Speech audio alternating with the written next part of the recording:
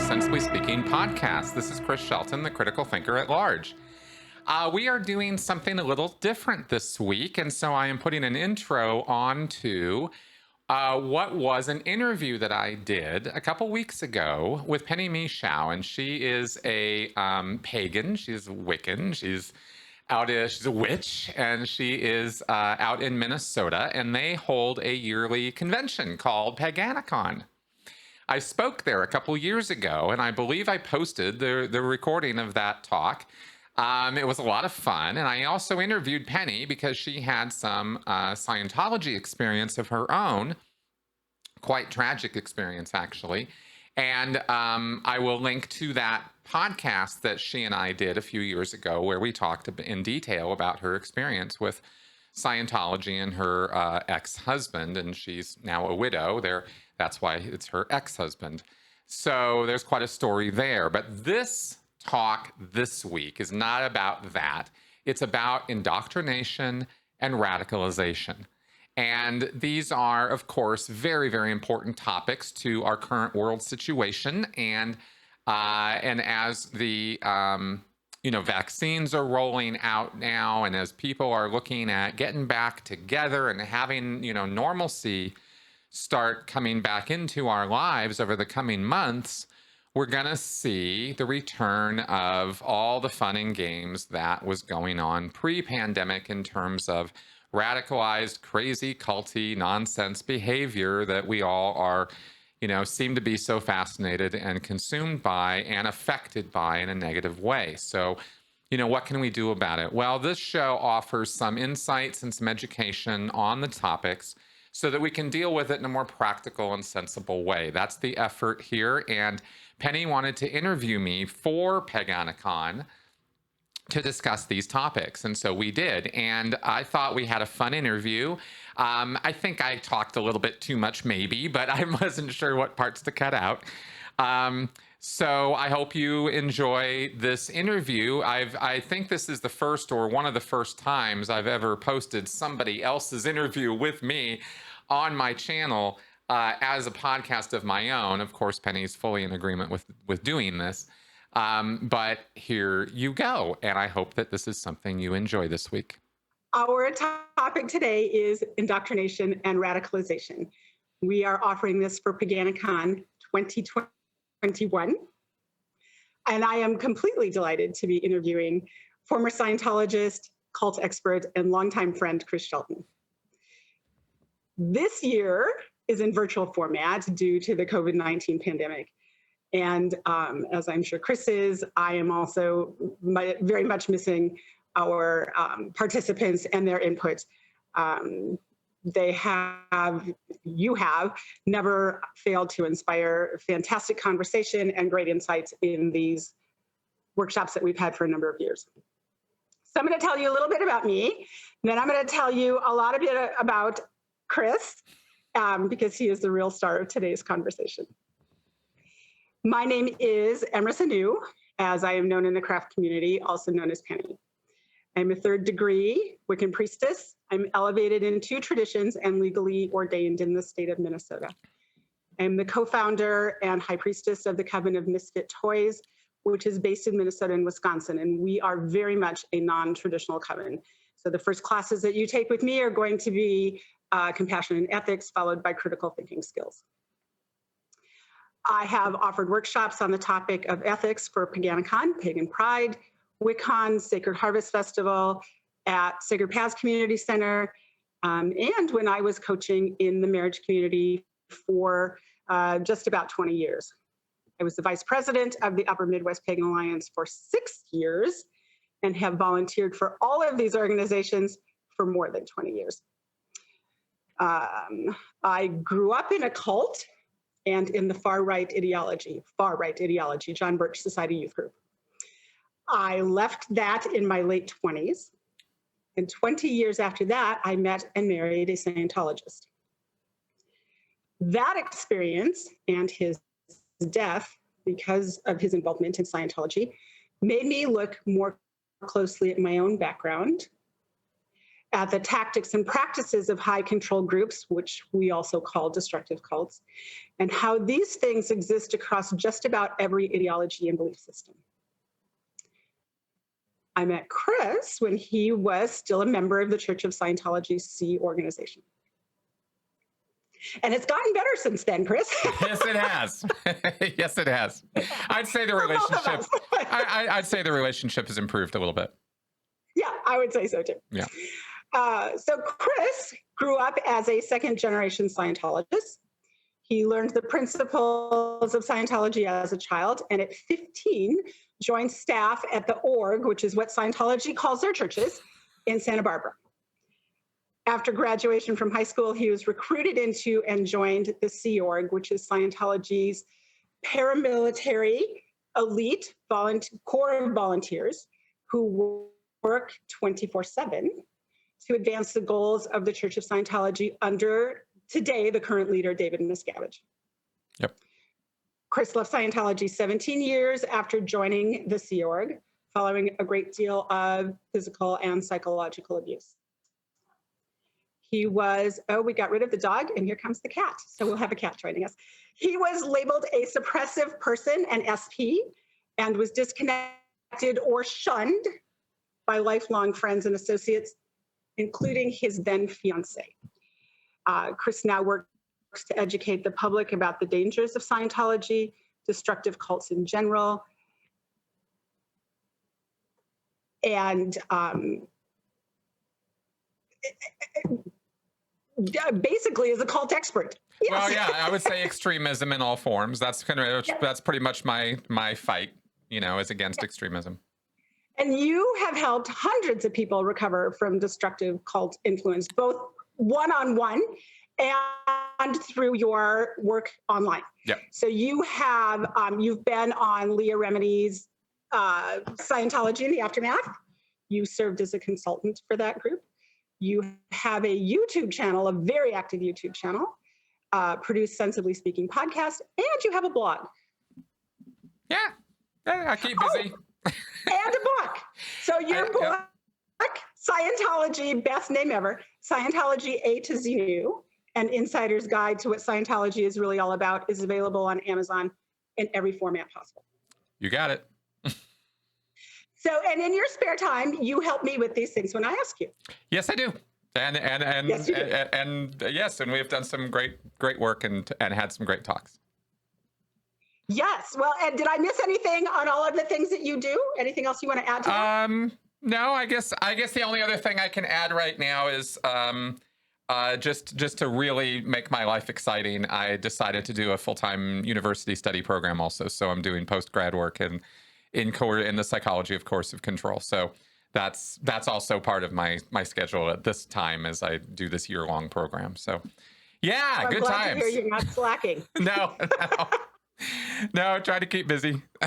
So 3 years ago at Paganicon 2018, you were actually here in person for our fabulous cold weather. Yep. Which I know you missed when you left Minnesota. Yeah. And you did a workshop also with a fantastic title called Practicing Safe Sex, SECTS. That's right. And you sat on a panel that I hosted about predatory behavior. Mm-hmm. And during that weekend, we took a break and you interviewed me for your podcast. And we discussed my experience as a non-member of Scientology losing a spouse to its teachings and abuse. So I am very excited today to take the other side and interview you. Yeah. So welcome. Thank you. Let's, this will be fun. Yes, it will be fun. So let's just kick right off with, what is radicalization? Yeah, let's get to it. So it's an interesting word. It's controversial term, radicalization, because depending on where you go or what group you're affiliated with or looking at or what cause celeb you're, riding the coattails of, or are in the vanguard of, I guess either way. Radicalization is basically the idea of a continuing extreme, getting deeper and deeper into a belief set or an ideology or set of principles or beliefs. And then having that belief, that becoming informing action of what we would think of in a generally destructive fashion or way. It's not just having a belief, and it's not just having an extreme belief. It is, when we talk about radicalization, we are talking about actually taking action on those beliefs. And I think that's an important aspect of this, because it also generally, it depends on exactly what definition you're looking at. It's a little broad, but for my purposes, I will throw in the idea that you are engaging in some degree of violent activity.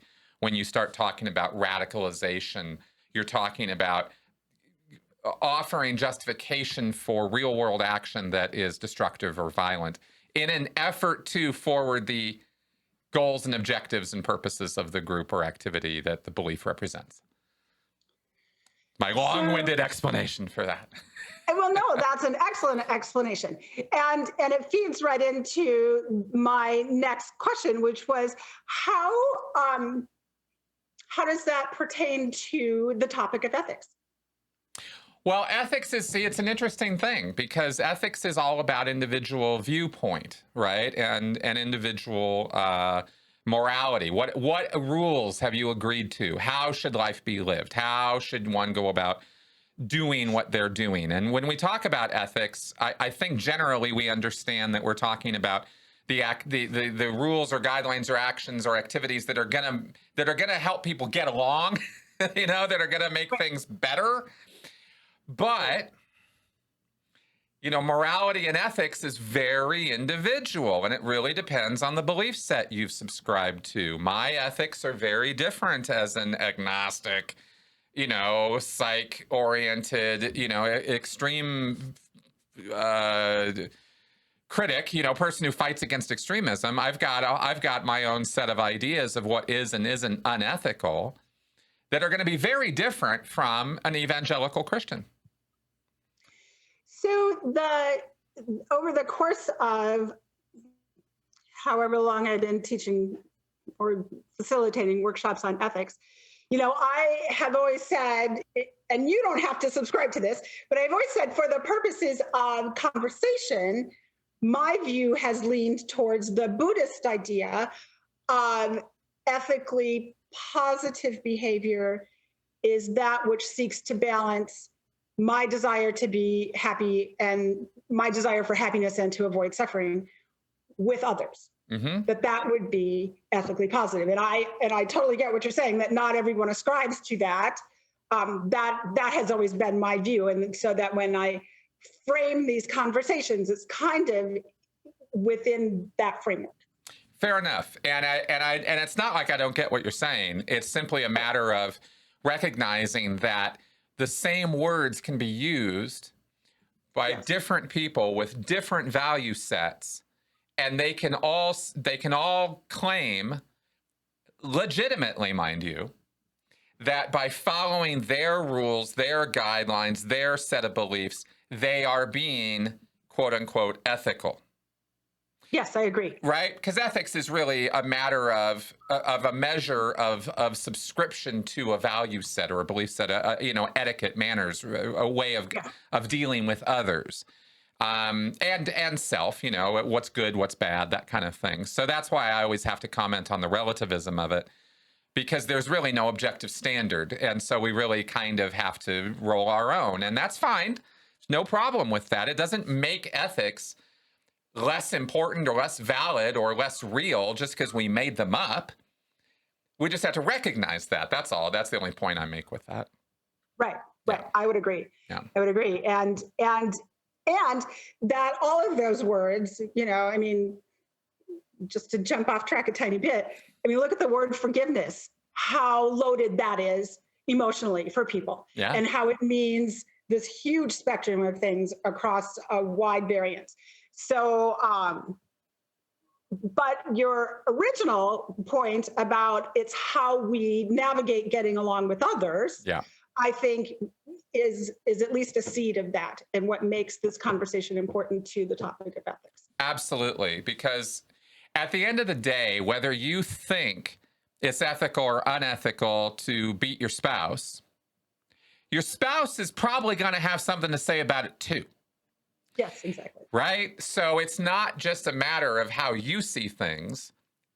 Ethics really does have to consult with other people too, if you're really going to be practical and real about it. So absolutely, to that degree, I think we're on the same plane when we're talking about trying to help people or facilitate methods that help people get along.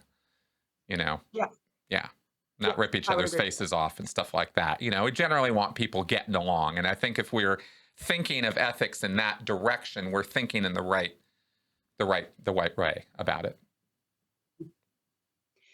So then, if we're talking about meanings of words or meanings of ideas, what is the difference, would you say, between indoctrination, cults, and radicalization? Well, okay, so these are interesting terms because they're related, but they are definitely not really even synonyms.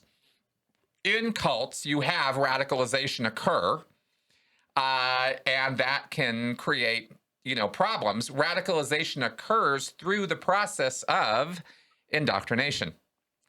So you have a spectrum or a scale. This has been posited as a spectrum of influence in psychology, and you have indoctrination at one end, and you have what we refer to as thought reform, or what might be more colloquially thought of as brainwashing at the other end.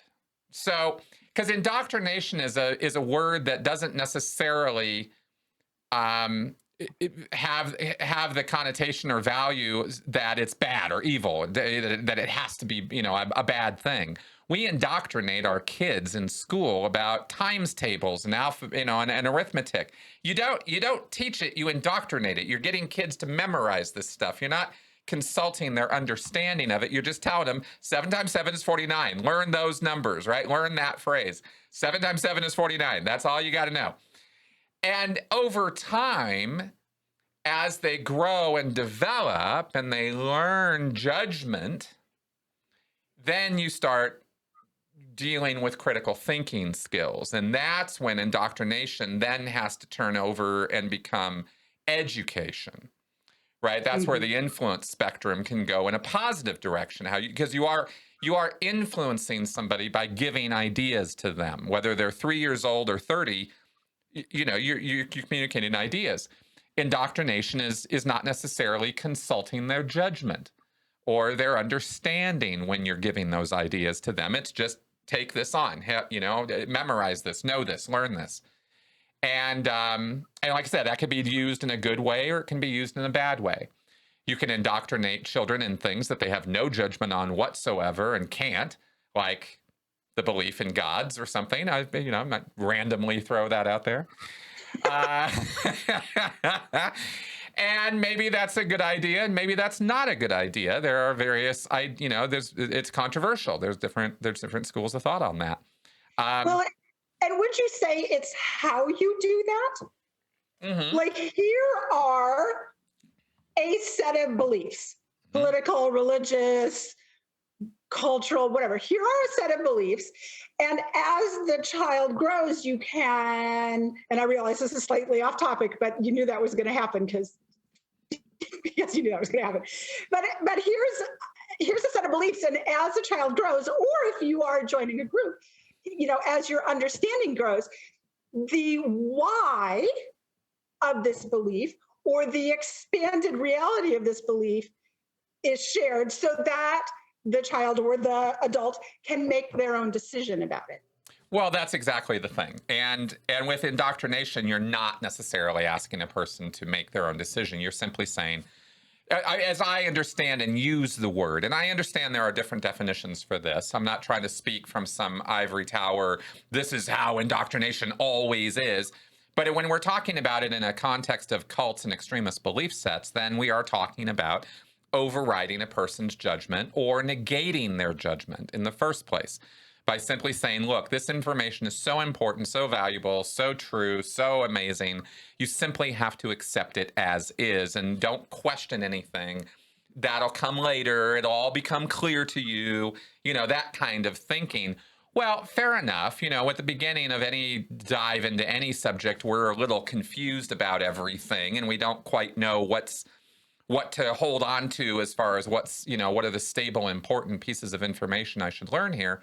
So we all have a little bit of a floundering, but indoctrination, you know, with cults and radicalization, the kind we're talking about now, is it's a path of agreements that they're trying to basically lead you down.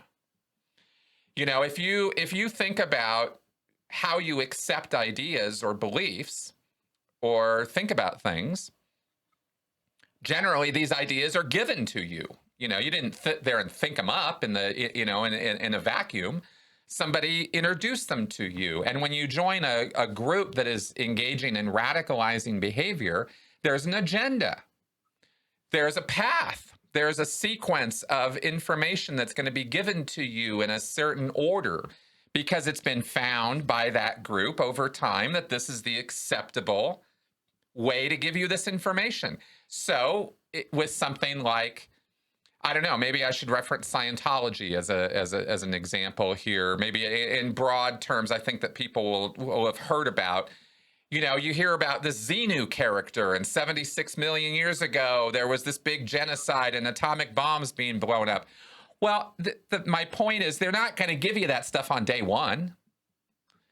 You're going to hear what you're going to hear on day one is going to be very pleasant, very common sense, very rational sort of statements. Oh, you know, we have tools that can assist you in your life. You have a difficulty with economics or finance or your parents or your kids or your job or your this or your that. Very practical, realistic stuff. Well, we can help you with that. Here's a common sense principle you can use. And you go, oh my goodness, this sounds so wonderful. Well, that's step one of the indoctrination. Then comes step two, then comes step three, right? So the difference between helping a student, whether it's a child or an adult or whatever, helping someone expand their choices and their knowledge is in the course of indoctrination, there's one answer. There's one leader. There's one right way, as opposed to here is one way of looking at this. And when you, if it's a new topic, particularly if you're in school or a new job or whatever, when you get your feet under you a little bit, you might have better ideas that will work better for you or that will work better for the organization. As opposed to if you have better ideas, they're not really better, and you need to follow this one right true way. Well, exactly. A real nice frame of reference or a nice way of looking at this overall is indoctrination or education or influence of any kind that is limiting or contracting your activity, your freedom of motion, your freedom of thought, of decision making. If it's limiting these things, if it's an inverted, you know, sort of like contraction of your options, then you're probably going down a path that you might want to think twice about. And we see this all over the place, but this is the sort of what I'm really trying to describe here is like the invitations to black and white thinking, to the us versus them kind of thinking. Again, this stuff doesn't start on day one. It's not, you got to really watch for it because there's red flags you can see, but generally all groups are going to try to, any group you join, any activity you get involved in, they're going to want to get you to conform with the rules of the group. That's just groups 101. That's not anything nefarious. But if the result of that indoctrination or that getting involved in the group is a contraction of your ability to think, to act, for yourself, to make your own decisions, do your own things. If you want to go off on Thursday night and have a beer and now you're part of this group and they're like, oh no, there are no beers on Thursday. In fact, there are no beers on Thursday. There's no beers on Friday, Saturday, or Sunday. Really? Wow. You know, you might want to think about that a little bit because this is limiting your behavior, and it tends to be the case that they don't just ask for a couple things. they want it all. They want all of you. You got to watch for that. Right. And all groups will limit your behavior to a certain extent. I would say so. I mean, just again, it's the rules of the thing, but it's that you don't have a choice. Exactly. Like, this group doesn't do beer on Thursday night. If you want to do beer on Thursday night, go for it. But you can't do it with the group on Thursday night. Go do it with your Thursday night beer group. Right. Exactly. Yeah. I mean, a take it or leave it kind of an attitude is that's a healthy green flag, you could say, or good, good sign, excuse me, versus the, more, the more it's going in the, in the authoritarian direction, or when you want to be watching out. If you have beer on Thursday night, you can't be our friend anymore. Yes. That's definitely where that's where you're crossing lines. And because really what this comes down to also is, in terms of, there are no algorithmic solutions here or formula here. Every situation is sort of context specific. Mm-hmm. Unfortunately, that's how truth is, right? When you're dealing with complex issues like this, you have to consider the situation.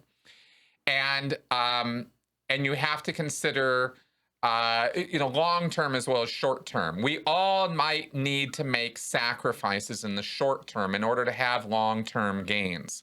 So anything I say can be twisted to make a good situation bad or a bad situation good. And this is why I always have to put these sort of disclaimers or limiters out there and say, look, guys, this is stuff you have to think about.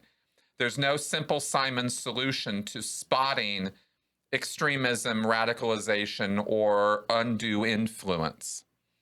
Yes. And so you got to be paying attention, and you got to be watching. So that's why we have to talk about this in very broad terms and try to get across what's going on, rather than, they will say these words. There's a million words they could say that will result in a bad thing happening to you, right? So this is why there's no substitute for just understanding this stuff.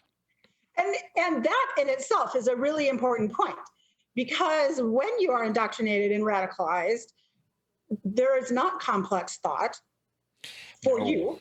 No. There is not complex situational solutions. There is not step back and let's examine this. Yes. Here is the prescribed one right way, and very possibly with one right words to describe it. That's correct. Exactly right. And in fact, that's another general red flag, you could say, or general indicator or sign that things might not be on the up and up, is if you, as you continue to become involved with this group activity, belief set, the more you engage with it, the more you engage with other people who are part of it, the dumber you're getting. In other words, the simpler everything. The limiting thing again. Yes. The inverted triangle again. Yeah. And this is, and I think I should mention here, just as something you can watch for, thought-stopping cliches. These are a dime a dozen in indoctrination setups or radicalization setups. We don't want you thinking too much about this. So instead, what we're going to do is we're going to give you this very simple mantra, this very simple cliche that you can just think of. And when you think of that or say that to yourself, then you don't have to think anymore. Oh boy, I'm really wondering about, whether this Coke is it good for me or not. I really don't know. I've read things about sugar and it's really bad, and these companies might not, have my best interests at heart. Hey man, just have a Coke and a smile. It's the real thing, baby. Right? Exactly. You just take all those concerns, all that thought, all those worries, all that potential criticism, and you just park it to the side with, hey man, have a Coke and a smile. That's it. You don't have to think anymore. It's a thought-stopping cliche. And these activities are jam-packed with that stuff. So just another sign of what you could watch for. So are all cult members radicalized? No, they are not. However, the thing about cults, and here let's be clear that we're talking about destructive cults. We're not talking about the local Girl Scout troop, which could be called a cult. Dictionary definition, right? Yeah. So we're talking about destructive cults now. And with destructive cults, what you have is, if you're going to imagine that there is a spectrum of belief from 0 to 100, right? And at 0, you just don't believe it at all. It's just not a reality. It's just not a belief in your head. And 100 is, it's the only thing in your head. This belief is the totality of your existence. It is the most important thing you could possibly experience or have or know. It is truth with a capital T. It is worth dying for. It is worth killing for. It is the ultimate of existence. Everything about your existence is this belief. That is 100 on this scale.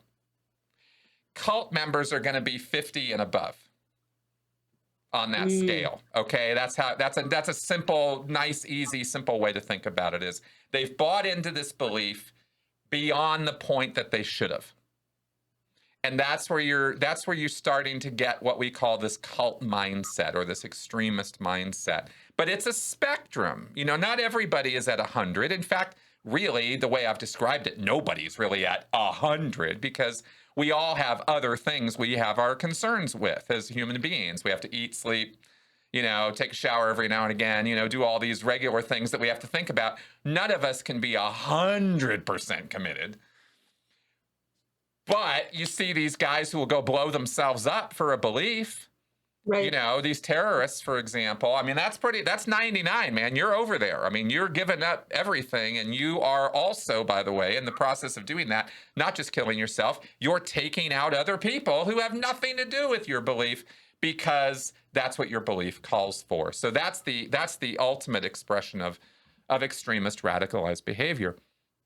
And everything in between, right? I'd say, again, in a rough sense, from 50 to 100, that's your cult mindset. That's where we have reasons to be concerned about how far down the rabbit hole this individual has taken this belief. Because the fact of the matter is, there isn't any belief that any of us should have that much of a commitment to. Not if we want to be good critical thinkers. That's the fact. And when you and the spectrum of influence and belief, by the way, is an emotional spectrum. It's not an intelligence spectrum. We're not talking about how smart you are. You can be the dumbest or stupidest person in the world and still end up at 99 on this scale. Your intelligence has nothing to do with it. This is really a scale of emotional commitment to a thing, more so than reasoning, I guess I could say. So who can be radicalized? Anybody. Anyone. There is no such thing as a human being who is immune to being in a cult, or immune to not being sold things, not being advertised to, not being radicalized. It's simply a matter of, what are their buttons? What buttons can you push with that individual? Because it's not necessarily the case. I'm not saying everybody could be a Scientologist, or everybody could be a Mormon, or everybody could be an ISIS, suicide bomber. That's not what I'm saying. The thing that might radicalize you might be, I don't know, blueberry muffins. I mean, it could be anything, right? It could be anything that you happen to have the acculturation, language, background, experience to be potentially radicalized on that topic. That doesn't mean you're going to be gullible or open to being radicalized on any topic. But I will say that over time, under the right conditions, you can make regular, ordinary, good-hearted people into monsters in an incredibly short period of time. I think that there are studies that show that over and over again, although it's really hard for most people to even connect with that, because you're not in that space until it happens to you. That's right. That's right. And then once it happens, then your eyes are open. You, me, I mean, we've had these experiences. We've been right up against it. And I mean, hell, I've been in it, right? I mean, I was all the way in it. And so, once you pop out of that, you get this unique perspective of what it's like and what it looks like, what it sounds like for yourself, and then also for other people. You start seeing it in other people. You go, oh, I get what this looks like now. I see how this happens. And then you realize we're all susceptible, right? That's something that gets realized very quickly after this, is just how susceptible we all are to it if you get the right buttons pushed. So it's something that you have an emotional attachment to, or you build an emotional attachment to. That's right. So that's the entry point, is through emotion. Absolutely. And the two biggest fallacies that are committed by people who get involved in destructive cults is appeal to emotion and appeal to authority.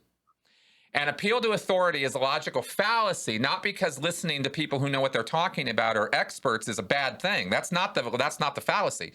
The fallacy is assigning authority to people who have no such business having that authority. I should never have listened to a word L. Ron Hubbard had to say about psychology. The man's he's a cretin, and he knows nothing about psychology. He took no formal education in it. He didn't do any practice with it. He just plagiarized it and criticized it. But I and my parents and lots of other people bought into the fact that L. Ron Hubbard was an authority on the mind and on life, and he wasn't. He led a horrible life. He was not an example to follow, and the words that he said were hollow and often contradictory. But when you're in that headspace where you're buying into this beliefs and you're buying in, unfortunately, another thing that's very, very important to comment on about this is that the farther down the path you go toward accepting any kind of belief, the less you're able to critically think about it. The more emotional commitment, the more you're buying into it, you're accepting it. Yes, this is true. Yes, this is really true. Oh my God, this is actually really important. Other people should know about this. If the whole world knew about this, is sort of the progression, right? Then if everybody knew about this, the world would be better. If everybody knew about this, we could change the world. Everything would be better. Oh my God, everybody needs this. They have to have this. Well, by the time you're in that place where you're so on board that everybody has to have it, you've given up. You've traded your ability to critically think about this thing now. Now you can't. Now you don't have the freedom to criticize it as you used to. You're not, in other words, as objective about it.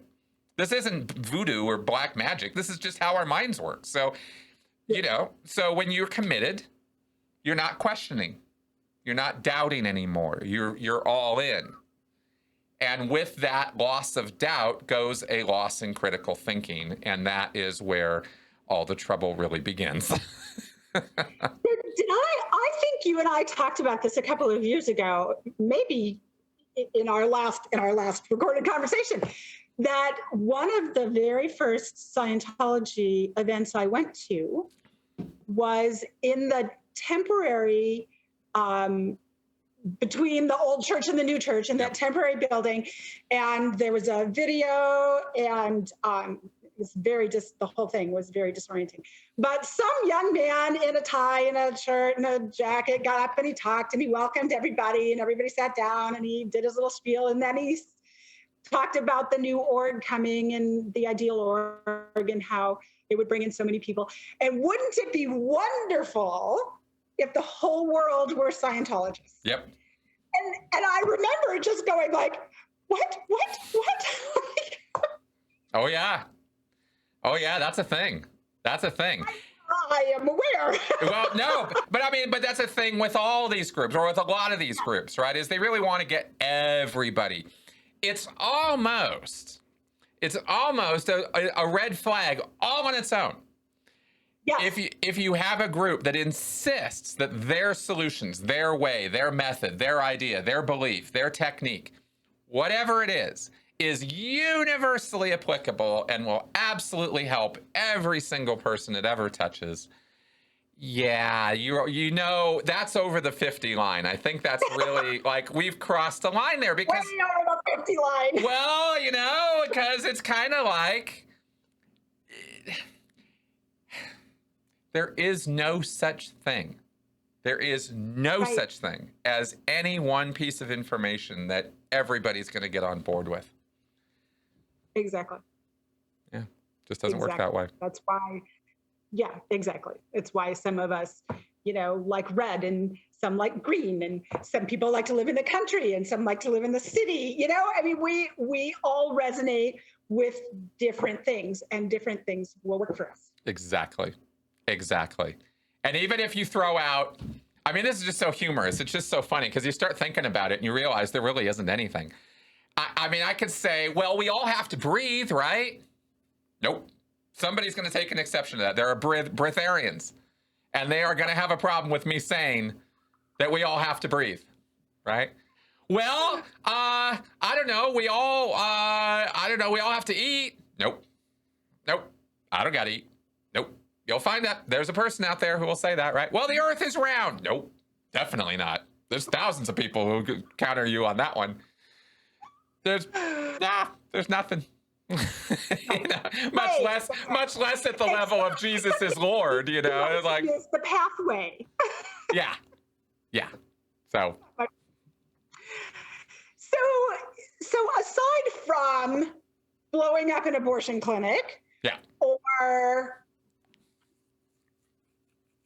taking out, a building with an airplane, yeah. what are some smaller scale behaviors of being radicalized in a toxic belief system? Yeah. Okay. So basically, it falls under the kind of characteristics we talk about a lot with these groups: the us versus them, you know, black and white kind of thinking. Any push in this direction. Now, there's a pale shade of this that sometimes crosses the 50 line, I guess we'll say, since I'm sort of using that analogy here in this talk. In sports, there are some times in sports where things get too far, right? Where you hear like the riots and crap, right, in Britain stuff, or in South America and stuff, where people start going a bit nuts over soccer games getting lost. But other than that, sports is generally a safe version of us versus them. It's sports. It's fun. It's not a big deal.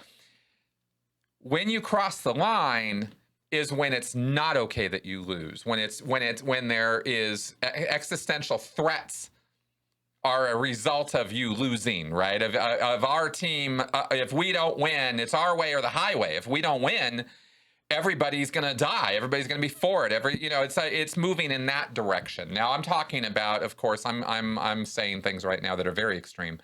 At the lower end of this might be statements or thoughts or ideas or expressions that maybe the other guys or the opposition or the critics shouldn't exist. Those people should just go away. Somebody should do something about that guy, right? Some kind of before there's action, there's the thought of action is kind of the point I'm trying to make right now. And maybe I'm not giving the best examples, but when you start seeing expressions or feelings or, this animosity, this open antagonism toward anything that is not us, if we are defined by this belief set that we are being radicalized in or that we're accepting and really buying into, then once lines get crossed after we start talking about how we need to do away with, we need to somehow make not exist anymore anything that is in opposition to us. And when it doesn't particularly matter when you're all in on a belief, who or what opposes you. They're the bad guys. Period. So any kind of opposition, right? And I'm not saying everybody has to get along in this, Pollyanna world. I'm just saying that when the pushback is, we have to take those guys out. They can't be around. It's us or them, that's when you cross lines. That's when you're crossing lines. That's when Okay, it's so going too this far. raises a couple of questions. Yeah. Does radicalization only occur within groups?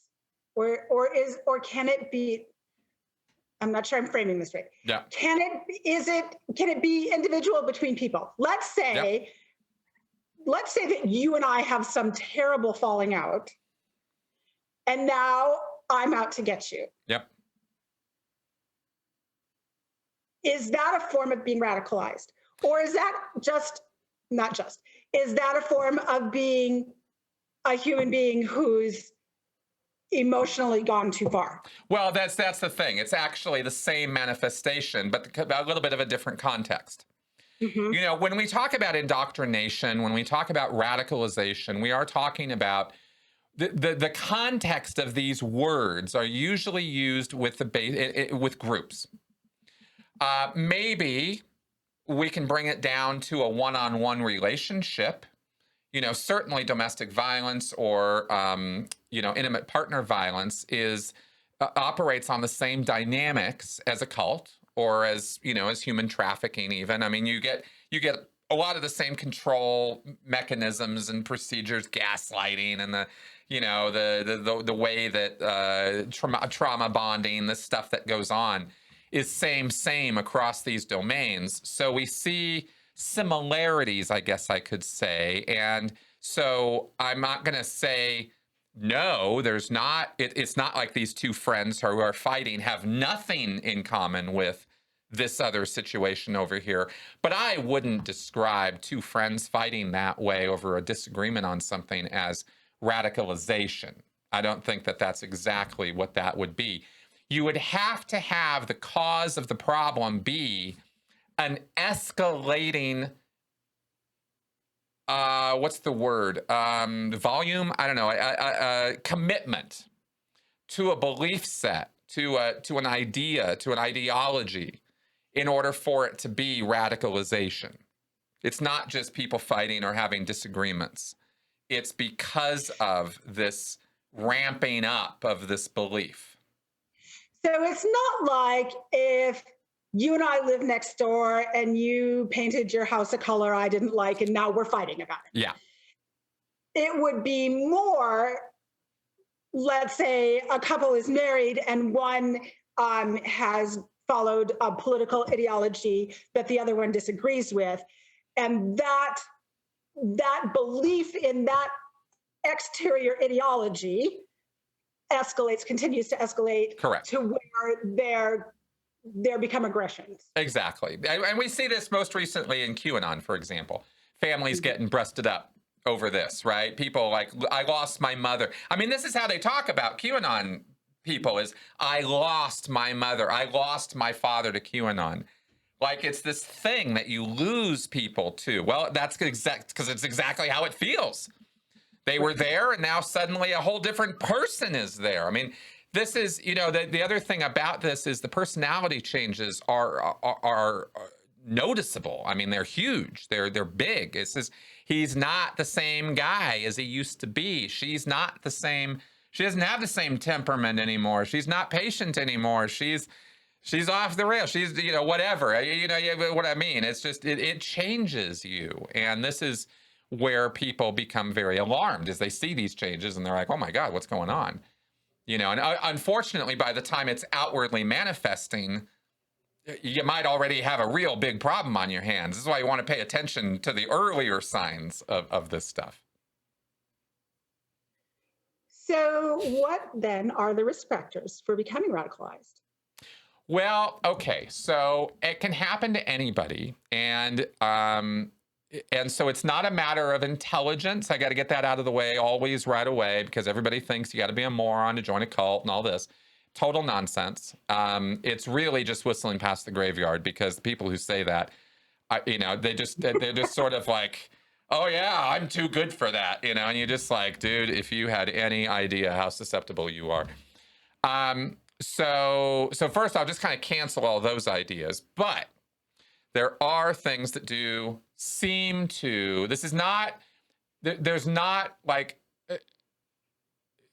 it's not totally confirmed, totally nailed down by science. It's not like 100% that this is always the case, but it tends to be the case that emotional upheaval, trauma, stress, anxiety, major change in your life, like going off to college, a change of location, a change of lifestyle, like big changes, can create a susceptibility to a change of belief set, a new lease on life, a new way of looking at things.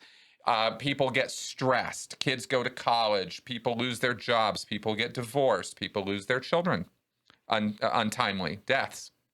These kind of traumatic losses or serious life events can cause a person to feel confused, upset, that life doesn't even have any meaning. They can have an existential crisis and suicidal.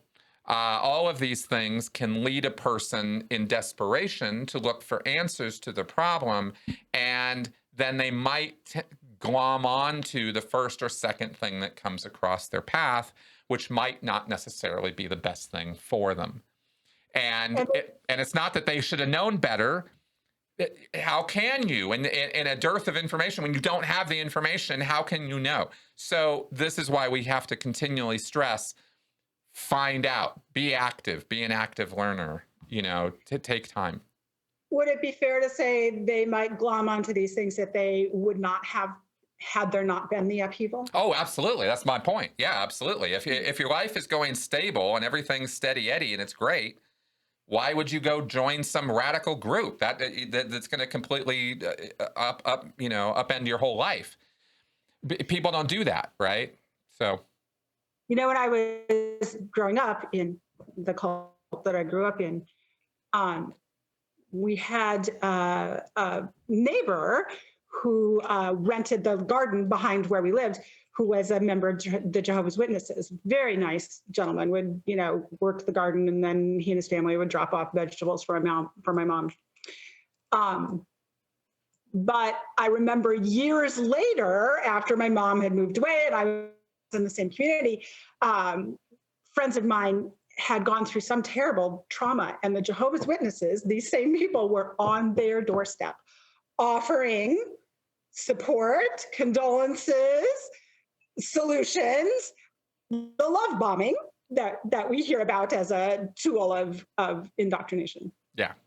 Well, and now this past year with COVID and, George Floyd, particularly here where we are ground zero, I can't tell you that I think I've gotten 2 or 3 letters from the Jehovah's Witnesses, as have my neighbors and other people I know.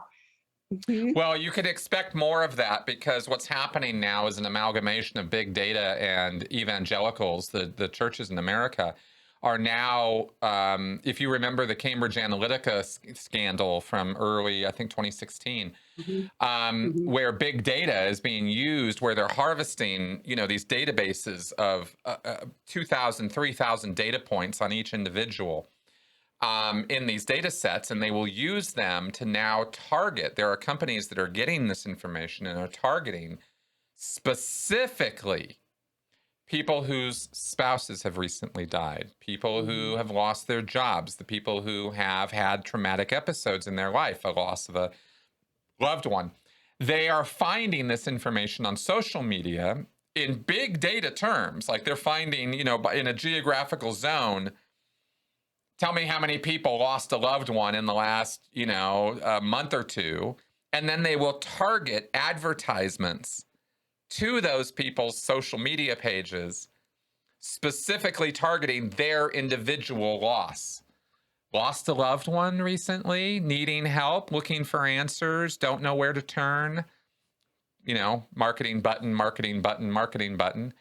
And get them signing up. And this is actually a way that churches are trying to pump up their, is through micro-targeting, micro-marketing. They are trying to pump up their attendance by specifically targeting the exact people we're sitting here talking about right now. So this is why I know this is not just some opinion of mine. This is actually like almost scientifically being run as a marketing activity now for religion in the United States. Well, you must have a peek at my screen or a crystal ball, because my next question is, how does the internet and social media play into this whole idea of indoctrination and radicalization? Because that has been a game changer in so many ways, but particularly here. Yeah, big time. And there's a lot of layers to this. I could talk about this for a really long time, so I'm going to keep it real short. One, social media has concentrated our attention and has created a short attention span theater mindset in news consumers. And our news literacy, our internet media literacy is very low.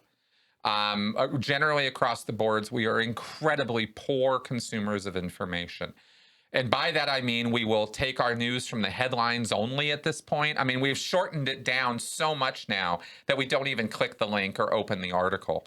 And we think we can take everything there is to know from the headline, even though I have literally read articles, science articles even, where the headline was the exact opposite of the truth. Of what the story was actually saying, because the people who write the stories aren't even the ones who write the headlines. So that it doesn't sound like a big deal until you realize that if you're making major life decisions or views of how the world is and how it works and basing your opinions on those, and all you're doing is consuming headlines, your view of the world is incredibly limited and biased, by the way, by all these people who are writing these headlines. And this in itself creates a pattern of shallow thinking. And I don't know how else to say it except that it's just shallow thinking. It's just one-dimensional thinking. It's not deep thinking. It doesn't go into the stories and what's really going on. And when you get into a habit of that kind of media consumption, then remember what I said earlier about thought-stopping cliches. Exactly. They become much easier for you to consume and accept, because that's how you're accepting your news, is pretty much through thought-stopping cliches. You know, these one-liners that, you know, they're more about trolling and dunking on people than they are about delivering information. So that's made us as a society, maybe as a world, less critical thinkers. Just that alone, just the short attention span theater aspect of it. The other thing about social media as a platform or as a thing is that it's feeding you what you want to see and hear. It's not feeding you the truth with a capital T. It's only feeding you the truths you already believe in and accept as true, because it wants to keep your eyes on the screen. That's the way the social media companies have designed their products. And so the way to keep your attention on the screen is keep you anxious, upset, concerned, worried, right? These have 4 to 5 times the emotional impact of joy and happiness. Mm-hmm. So because we're you know, our brains are tuned to threat assess all the time. And so all these threatening, horrible, awful headlines and all this stuff, again, contributes to the picture I'm trying to paint here is it contributes to overall a more anxious, stressed, worried, upset society. And the more upset, traumatized, and stressful people are, as we just went over, the more susceptible they are to extremist cult recruitment and thinking. So it's a very vicious circle of one feeding the other. And it's really hard to tell which tail is wagging which dog when it comes to social media and extremist belief sets, because these two things feed one another almost as though they were made for each other. So you have the appeal to authority. Yep. And the emotion with the reinforcement of confirmation bias. Yep, correct. And no one, that's black and white thinking, very few people are able to say to someone that they disagree with, Help me understand your point of view. Yes, that lack of civility, manners, etiquette, the social grease Self-awareness. that allows us to rub elbows together and have a society, that's becoming, I've seen those concepts ridiculed, made fun of on social media. How dare act civil? What kind of nonsense is that? Right? You're just a Nazi apologist. I mean, I've seen some pretty crazy statements made by that stuff. We've really got to get a handle on this, because if we don't get ourselves under control on social media and start talking to each other in a respectful, civil manner, then there are going to be consequences, and we don't want those consequences. So I think we need to, get a grip on that. We're already seeing some of those consequences. Precisely my point. QAnon, for example, is a beautiful example of the ultimate expression of just how bad this incivility and nonsense and divisiveness can get. Is you can get people thinking that that there are pedophile rings under pizza parlors, and that Trump of all people is the savior of Western society. I mean, it just the ridiculousness of these statements is obvious just on the surface. You don't even really have to deep dive into this stuff too much to see how ridiculous it is, which should tell you that the people who buy into these, how far do you have to go? I mean, what would somebody have to tell you for you to go to agree to the conclusion that Donald Trump is the savior of Western society and is going to, save all of us by destroying our government? I mean, the path of lies that would lead to that conclusion must be very long and twisted. But remember, I grew up in that ideology. Mm-hmm. Mm-hmm. So I don't know how and I know many people that I grew up with actually believe that. People that I know are good, smart, kind, caring, loving, lovable human beings actually believe that. And I want to say to them, help me understand this, because I grew up writing letters to legislators to, anti-communist, get us out of communist influence, whatever. And now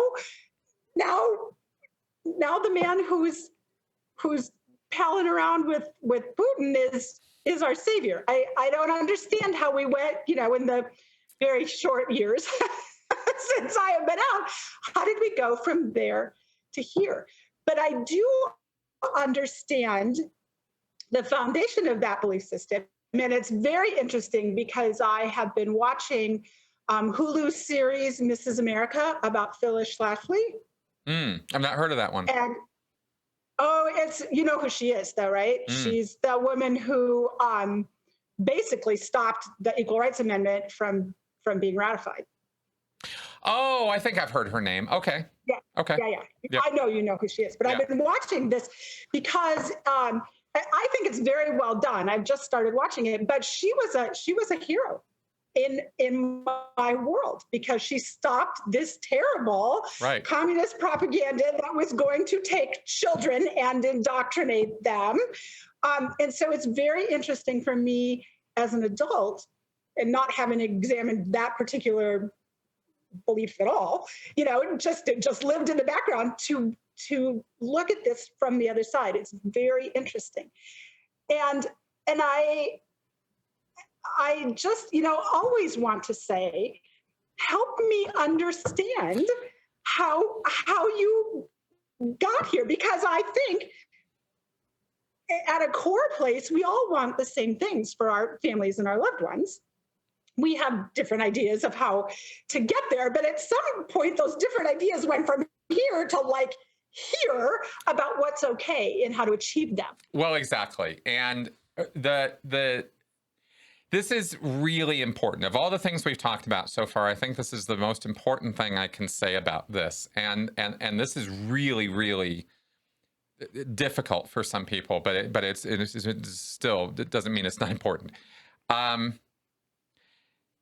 there's a difference between the reality of a thing and how we talk about that thing. So, we touched on this at the very beginning when we talked about ethical relativism, how you can look at things from different points of view depending on how you're approaching it ethically. You know, where are you at on your moral plane, and what flavors of morality are most, you know, good for you versus other people who are going to have different takes on things. And we see this across social issues all over the place. You know, trans versus non-trans, abortion versus non-abortion, etc. These are really deep, you know, hardcore arguments, because the arguments that they're based on, that they're resting on, are complicated. They're difficult arguments. And so they don't succumb to thought-stopping cliches, really. And so the thought-stopping cliches just kind of pile on and make it even worse. They don't make it better. But my other really super important point here is that you can frame a thing as good or bad.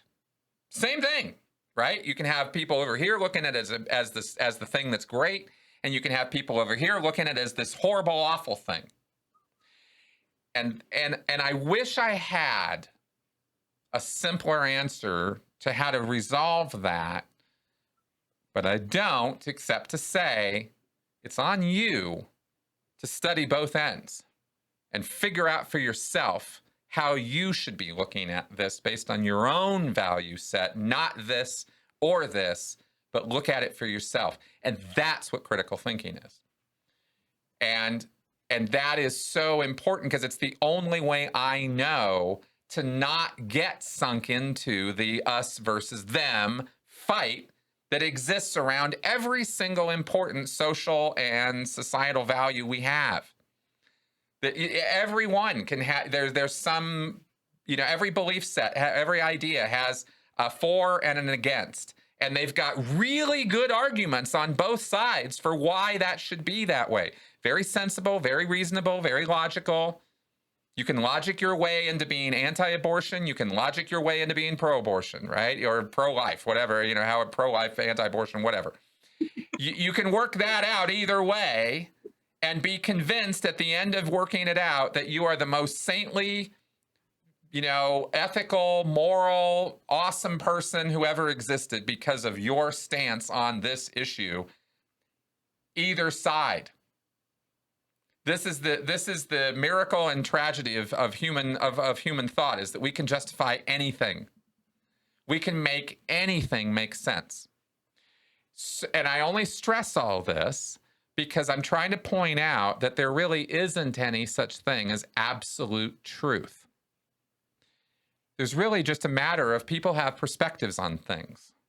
And I'm not talking about 2 + 2 = 4. I'm not talking about hard science facts like gravity exists. I'm talking about, you know, is abortion good or bad? Well, it depends on who you talk to.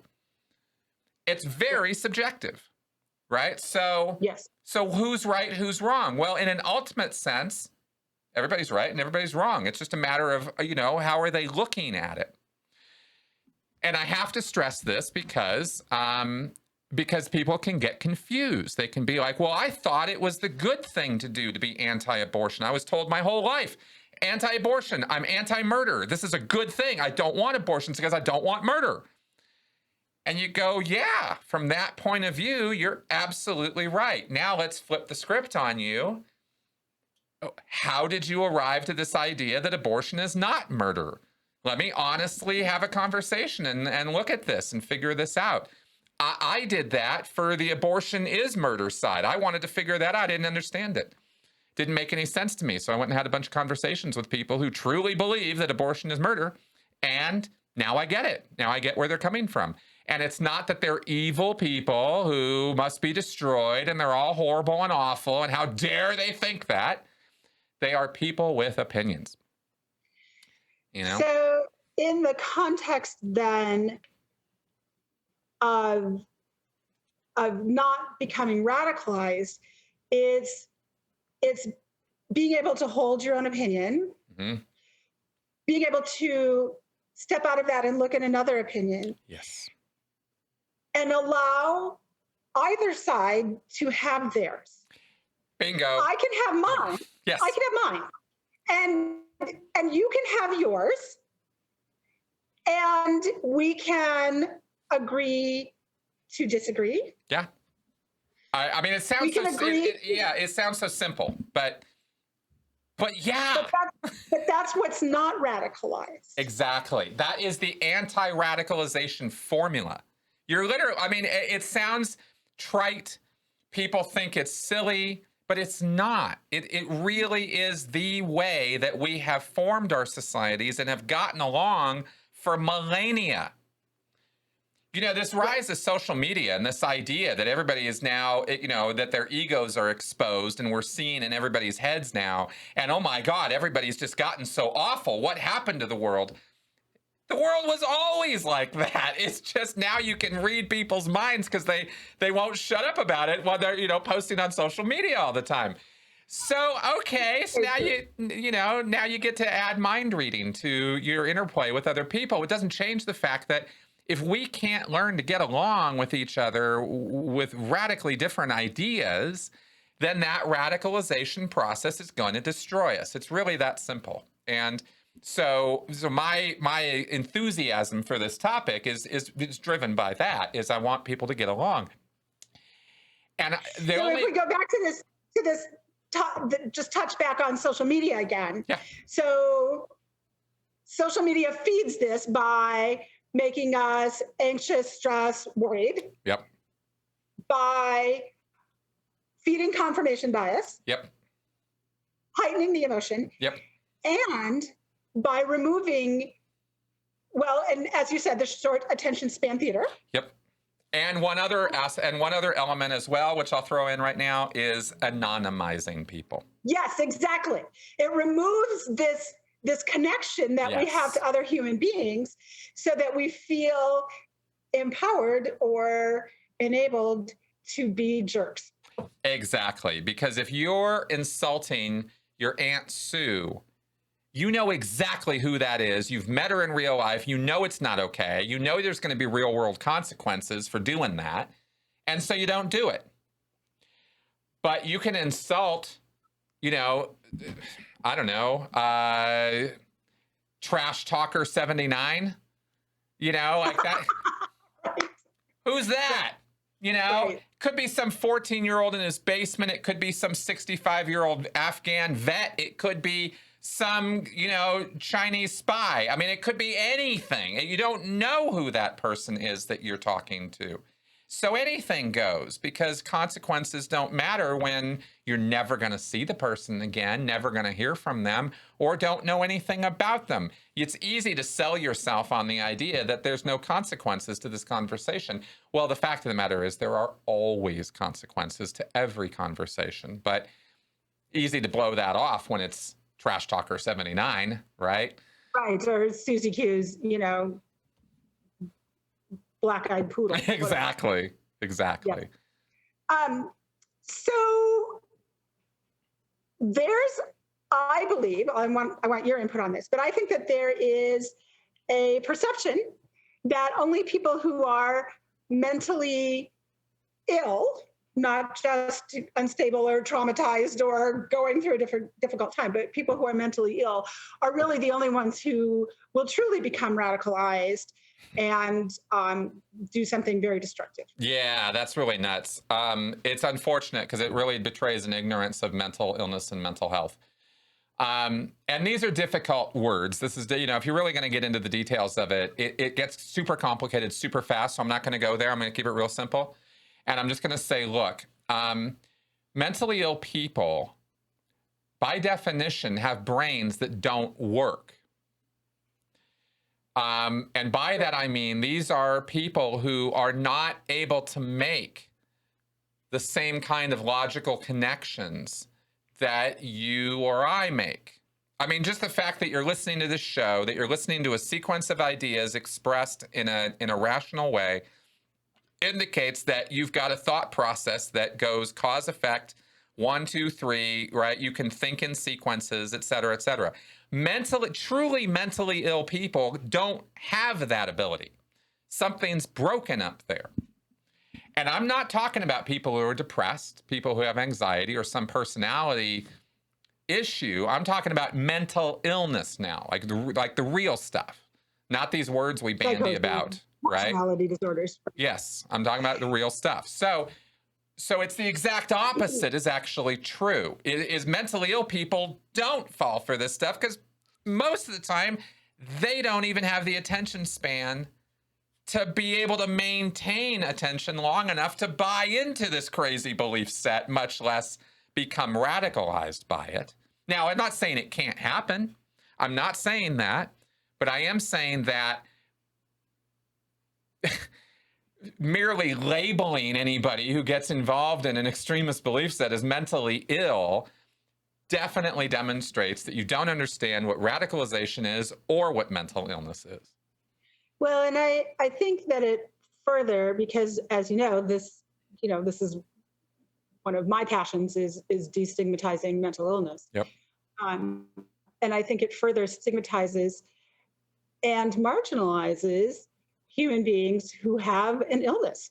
Exactly. We don't accuse people of being only people with diabetes are going to be radicalized and blow up a building. Exactly. And that's as crazy as this gets, because it becomes a point of othering.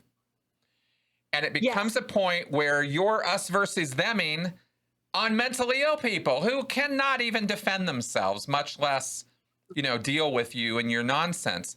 So it really is incumbent on us to understand their plight, because they're not in a position where they're going to advocate or deal with all of our bullshit about them so that we can help them, and they need our help.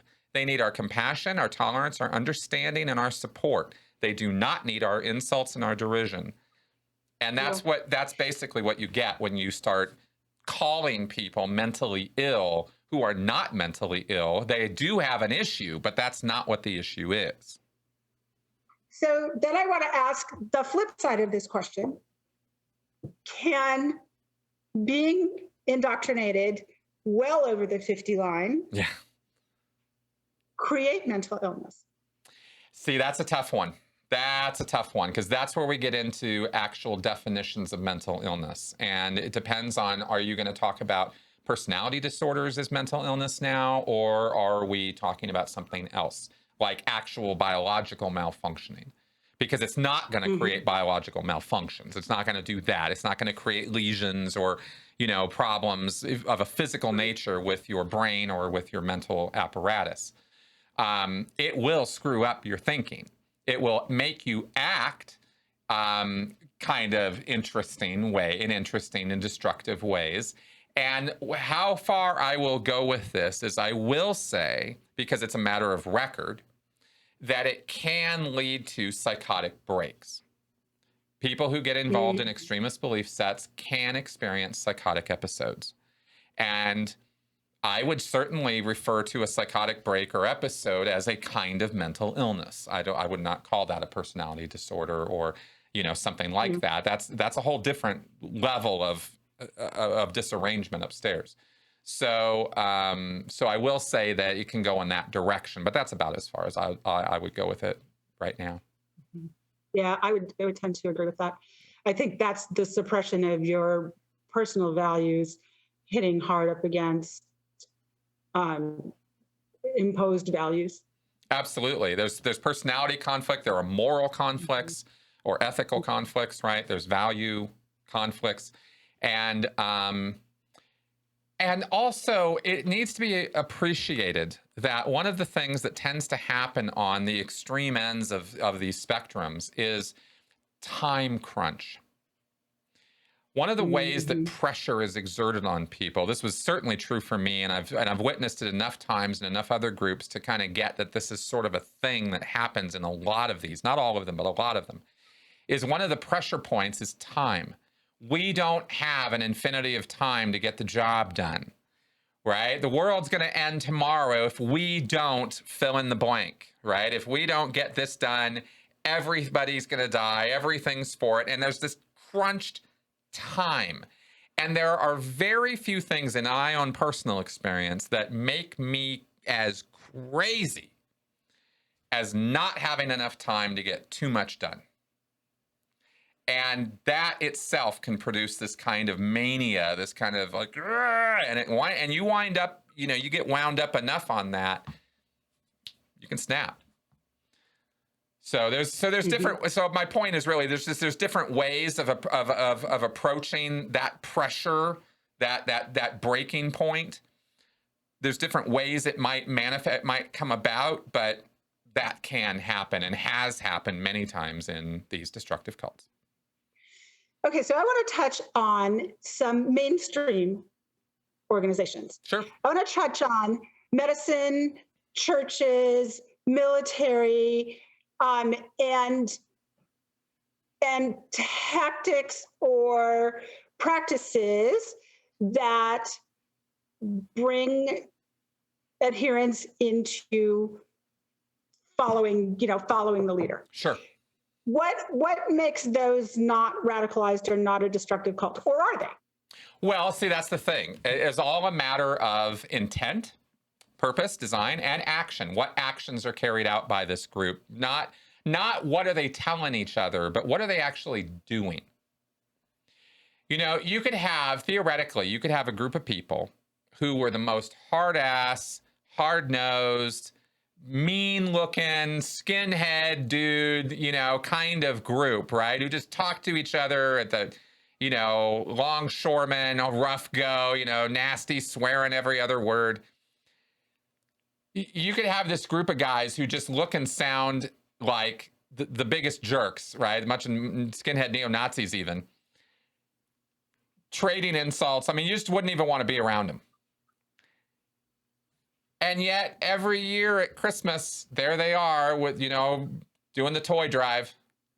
And there they are protecting the battered mothers. And there they are protecting battered kids or something, right? Abused kids or something like that. And you go, well, they're a rough group. They look rough. They sound rough. They talk rough. But what do they do? That's what tells you, is a group destructive or not? At the end of the day, it's not about their rhetoric and it's not about their beliefs. I don't care about anybody's beliefs. What I care about is what they do. And you can also, conversely, if we go to the other end of the spectrum of this, you can have a group that talks the talk, you know, about family values and family education and a good moral religious upbringing and following the Bible and just listening to Jesus and all of that. And that group could be sending out their 12-year-old girls to have sex with potential new members, and they call it flirty fishing. And a group called the Family did exactly that. So it's, again, not a matter of what are you talking about, what are you thinking about, what are you believing in. It's a matter of what are you doing. This is really important. Military, medicine as a general practice. Generally, and this is going to sound funny to me coming at this, it's saying the military is this, but mainly it's a constructive activity. Now, the military, of course, blows shit up and kills people on purpose, but we have to examine the values and agreements that we all have made as part of our national situation, as our society. We lay claim to, we stake a claim to land, and we say, this land is ours, it's not yours, you don't get to come here, this is our place. And if you're gonna, you know, try to come in on my place, well, I'm gonna stop you. Well, how am I gonna stop you? With words? No. I mean, maybe there is diplomacy, but if words break down, at the end of the day, somebody's gonna have to go stand on a hill and take care of those guys. Or they're gonna take over our land, and then we don't have the land anymore, and then we don't have a country. So the military serves that purpose. It's a purpose. It has to exist if you want to get along as a country and have this model of how we live our lives. Then we have to have a defense. And conversely, we have to have an offense, because sometimes people do things elsewhere that we really object to. People like Hitler, people like Mussolini, right? We had to go stop them. So is the military a destructive cult? No. However, The military is a group that demands instant and immediate compliance with orders. And the reason for that, of course, is because in the heat of battle, more people could die than live if you don't pay attention to the orders. You're not always in a position where you're going to be knowing whether the orders you're receiving are good or bad, right or wrong. So you're just kind of put in a system where you have to have faith and trust in the system. And generally speaking, it works out more often than not, although I know right now you could throw 50,000 examples at me of times when the system is broken down and hasn't worked. Guess what? It's a human system. That's what's going to happen. I'm not trying to act as an apologist for bad behavior, and I'm not trying to say that trauma or us versus them, extremist nonsense is acceptable. I'm not trying to say that at all. But I am trying to say that there is a difference in the way you can objectively or semi-objectively rate the constructiveness or destructiveness of a group or activity based on, is it helping or hurting more people from a particular point of view? And from our point of view, our military is more helpful than it is destructive to the American citizens. And I'm talking about that, you know. Would you say that our military is indoctrinated?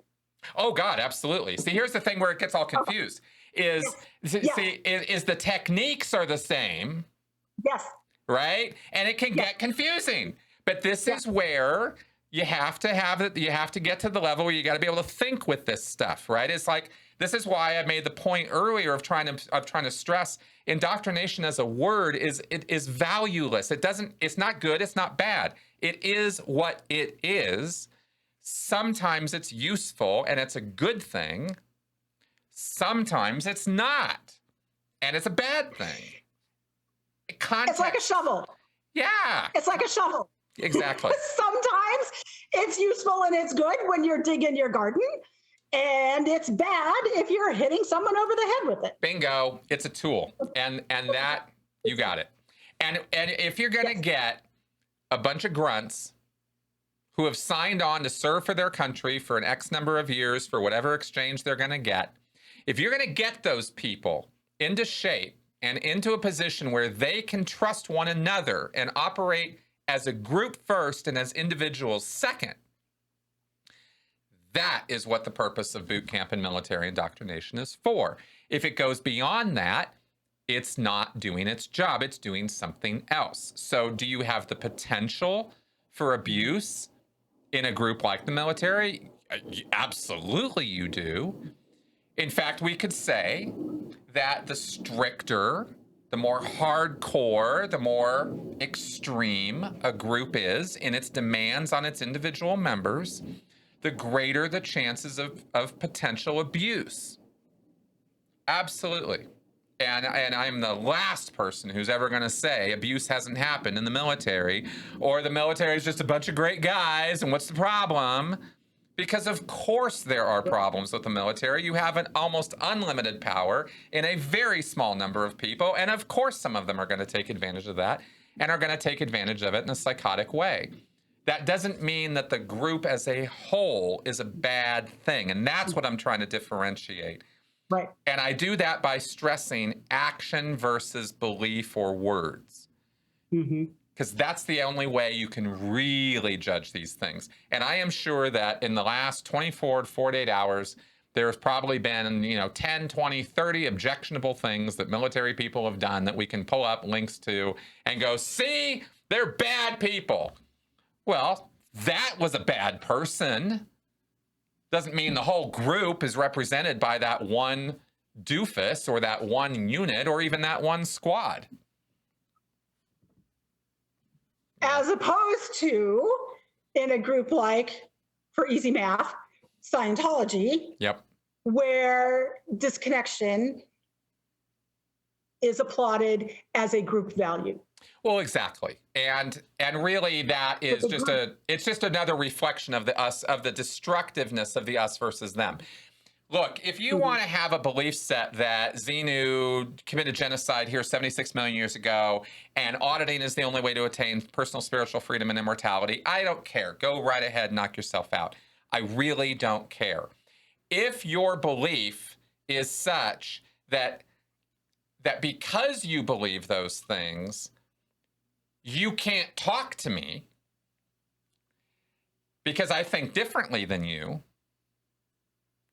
Now we're having real world other person consequences. And that's where the value judgments have to start coming in and going, wait a second, is that really called for here? Or is that some arbitrary bullshit because your cult leader doesn't want you talking to me because I might give you information that might drag you away from him scamming you of all your money? Right? Because when the real activity of Scientology, and this is how we can really come to the brass tacks of this, is, you know, Scientology is a money-making scam. Scientology is not improving the world. It is not helping at disaster relief sites. It's not improving literacy. It's not solving miseducation. It's not solving criminality. It's not ending war. All of those things are things Scientology says they're doing, which is why I say them.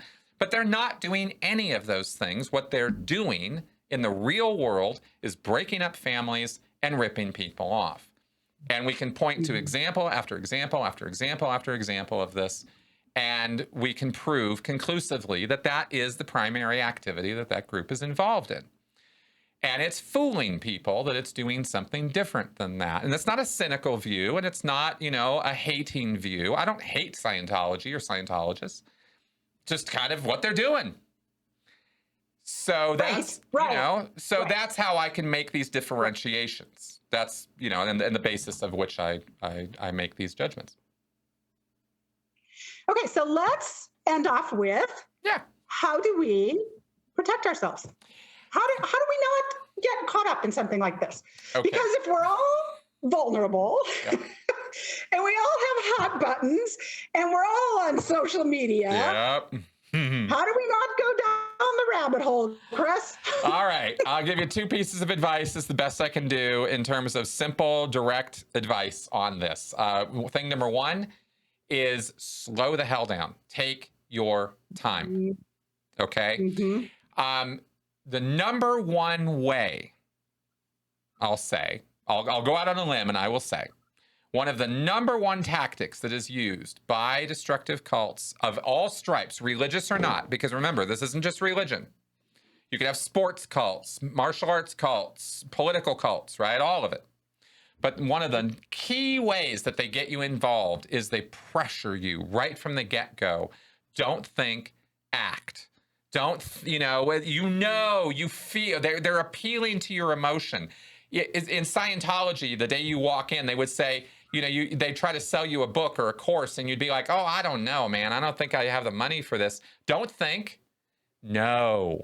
You need to know what you're doing, right? And if you just know, if you just have certainty, if you just, go with what feels right. What feels right? It feels, you walked in here, you got all this, they're trying to rile you up to make emotional-based decisions is where I'm going with this, or I'm not doing a very good job of it, but that's, they try to rile you up with that and get you all emotionally enthusiastic. And the only advice I can give here for this is it's not hard to do that. People like being riled up. It feels really good. So try really hard to always have this little voice in the back of your head that's always going, hey, wait a second. Think about this for a minute. Because if the offer that they're making you is the most wonderful, amazing opportunity or potential experience or belief or whatever that you've ever heard, it's going to be just as true tomorrow as it is right now. You don't have to act today. You don't have to act now. It's a actually really crude and gross sales tactic is what it is. But they all do it. And it's fascinating watching them do it. So that's one thing to watch out for, is just give yourself the time to really consider the decisions that you make when they're the big, important decisions, like how much, joining a group. That's kind of an important decision. Before you give over money, before you give over your allegiance, take the time to check it out first, And the second thing I can say, and this is just a very, very broad general rule of thumb, of course, is critical thinking. If it sounds too good to be true, it probably is. if it, because we live in the world we live in. Let's not try to make it a fantasy world. It's there's a lot of people selling that. You are not going to save the world. No, you're not. And it's okay.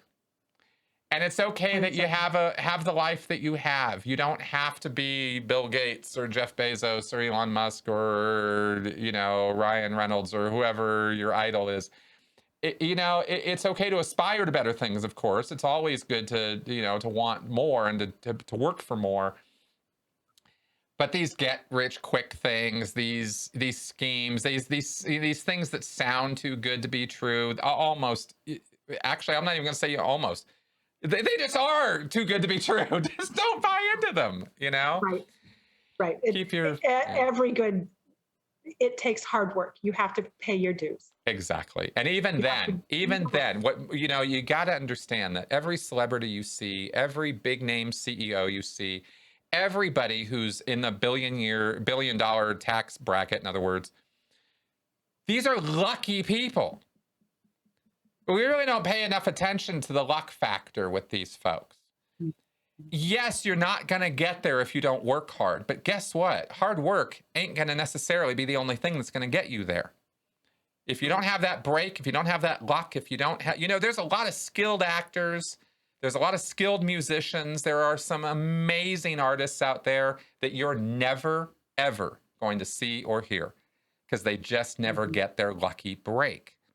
That's a big part of that. And we leave that out of our success formulas because we like to fool ourselves that anybody can make it. And it's like, okay. Let's just be anybody can make it, but everybody can't make it. Well, that's the thing. And without that luck factor, it's difficult. Yes, you have to work hard. Yeah, you gotta pay your dues, make your sacrifices. But it's like they say, it's like the old Star Trek quote, you can do everything perfectly and still fail. Yeah. And we have to have a better tolerance of that. There's an intolerance in America for failure. And I don't mean let's make a bunch of excuses for failure. I just mean we don't all have to be Bill Gates. That's all I'm saying. That's really all I'm saying. So this one of the things that we didn't talk about as an entry point is the search for relevance. Mm-hmm. And part of protecting ourselves then, from what I'm hearing you say, is understanding that our search for relevance comes from inside, not from what a group can give us, not from being recognized by the whole world. We don't need to be Bill Gates or Steve Jobs, although he's dead now. But, we don't need to be, we don't all need to be Chris Shelton. Oh, God, I hope not. That's the last thing everybody should be. Our search for relevance, okay, and I'm going to go back to our roots of this conversation. There is a line from the Charge of the Goddess that says, if that which thou seekest, thou findest not within thine own self, thou shalt never find it without. Fair enough. You have to find relevance here. Yes. And that's your biggest protection, as I'm hearing you speak, against being drawn into these things that will steal your sense of relevance. They'll steal you in this search for relevance. That's exactly right. And I'll tell you straight up that having gone all the way down conspiracy rabbit hole, Scientology rabbit hole, you're putting it brilliantly, way better than I did. And I just want to really back that up because the search for meaning, relevance, purpose, it's self-generated. And I thought for a lot of years that somebody else could give me that purpose. I thought somebody else could give me that, could make life have meaning. And I was wrong. I was very wrong. The whole time I was in Scientology, I was the one making my purpose, but I was doing it in the service of this individual who was a pathological liar and megalomaniac and narcissist and crazy person. And I didn't see that because I thought I was, giving over to the greater good and all of that. There is so much more to be had, so much more purpose and meaning and freedom of thought, belief, ideas, when you're not succumbing to a guru, when you're not under the thumb of somebody who's telling you how to act, how to talk, how to think. You don't need any of that. You really don't. And life is so much better, even if it is a little more uncertain sometimes in finding your own answers. It is always better to find your own answers than to have somebody handing them to you on a silver platter, and that's all the thinking you have to do. That's not a life well lived. That's servitude, and that's not what any of us should be having with our life. We should be making it our own. So yeah, there you go. That's all I can add on top of what you put there, because I thought what you said was good. Thank you very much for this conversation. I just want to let everyone know that neither Chris nor I want to be your guru. Yes, correct. Please no. We would love it if you took this conversation and did your own deep dive into critical thinking, into what it means to be indoctrinated, in how to explore the adventure of your own personal choices and your own personal education. This has been Emerson News Ethics Playground for Paganicon 2021. Thank you, Chris, so very much. And thank you, listeners, for joining us.